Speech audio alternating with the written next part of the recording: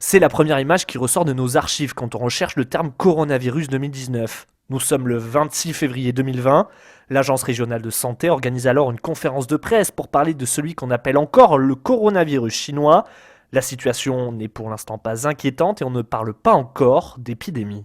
Pour l'instant, on n'est pas encore en période d'épidémie. Le directeur général a rappelé le nombre de cas, c'est quand même très peu. On ne parle pas non plus encore du confinement, mais on commence déjà à parler des masques, mais pas comme aujourd'hui.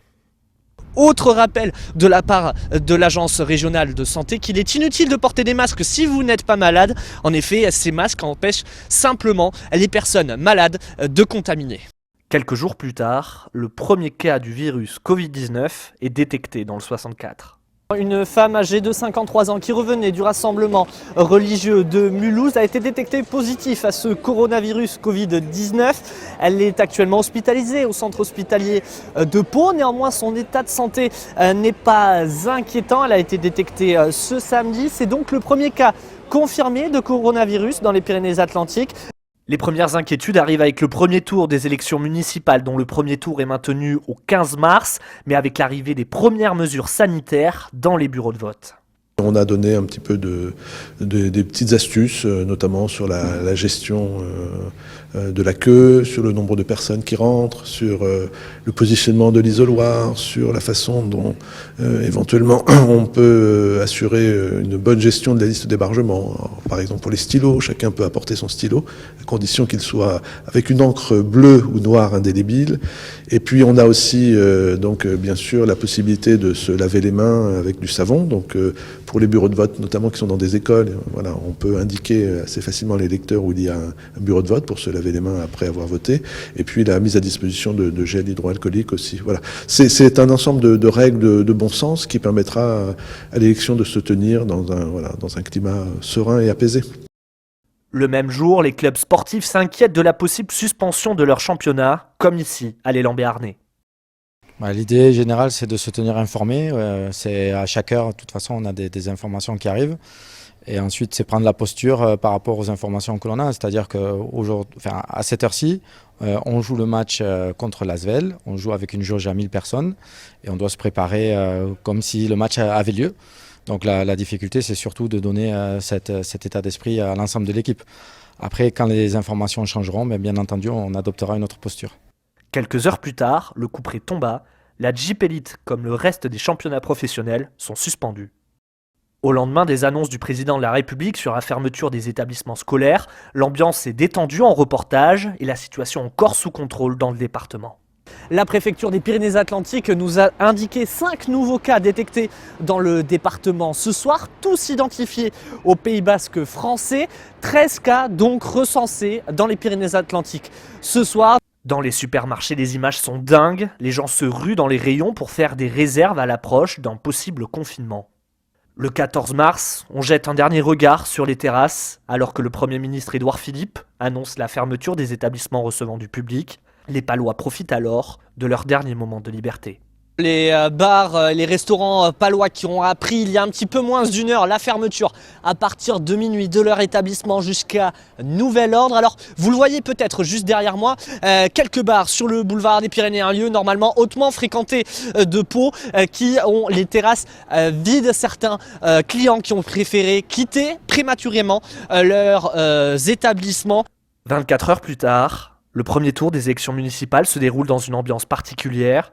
Alors que les premières informations sur le confinement circulent et que le report du scrutin avait été proposé, notamment par le maire de Pau, François Bayrou. Étant donné l'aggravation de l'état sanitaire du pays, j'ai pensé dès jeudi et encore plus hier soir qu'il fallait reporter cette élection parce que vous voyez bien que c'est pas logique de multiplier les mesures d'interdiction et en même temps d'organiser le vote. Voilà pourquoi moi j'ai défendu l'idée qu'il fallait annuler et reporter. À l'issue du premier tour, François Bayrou et Jérôme Marbeau se qualifient pour le second tour, qui ne se déroulera pas la semaine suivante, mais quelques mois plus tard. Lundi après-midi à Pau, les rues habituellement animées sont d'un calme olympien, quelques heures avant une nouvelle allocution d'Emmanuel Macron. En interne, on expérimente la télévision à domicile sur le balcon, ou la télétravail, comme on s'est amusé à l'appeler, en attendant 20 h et les mots historiques du président de la République. J'ai décidé de renforcer encore les mesures pour réduire nos déplacements et nos contacts au strict nécessaire. Dès demain, midi, et pour 15 jours au moins, nos déplacements seront très fortement réduits. Nous sommes en guerre sanitaire certes. Nous ne luttons ni contre une armée, ni contre une autre nation, mais l'ennemi est là, invisible, insaisissable, qui progresse.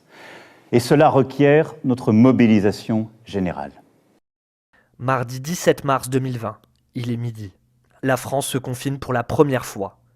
À Pau, les habitants respectent les règles, créant ainsi des images historiques d'une capitale béarnaise vidée de sa population.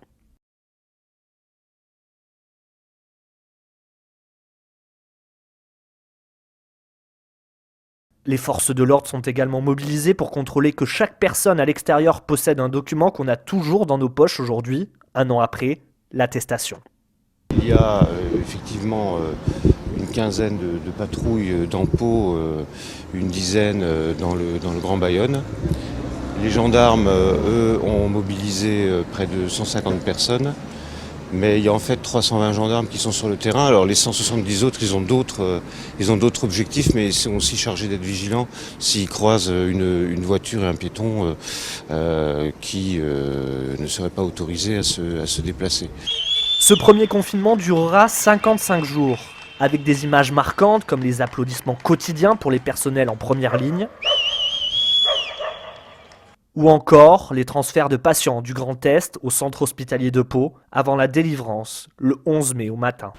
Pau, comme le reste de la France, s'est déconfiné depuis ce matin. On a pu se balader dans les rues de Pau. Et ce que je peux vous dire, c'est le parallèle entre les images qu'on avait tournées lors du premier jour du confinement et aujourd'hui. Alors certes, la vie a quelque peu repris, les magasins ont commencé à ouvrir, pas tous. Il faut dire que le lundi, habituellement, de nombreux magasins sont fermés, mais d'autres se préparent au contraire à réouvrir dès demain matin. C'était l'histoire de la mise en place du premier confinement vu de Pau. Un an après, la situation ne s'est pas améliorée et malgré la vaccination en cours, la pandémie est toujours là.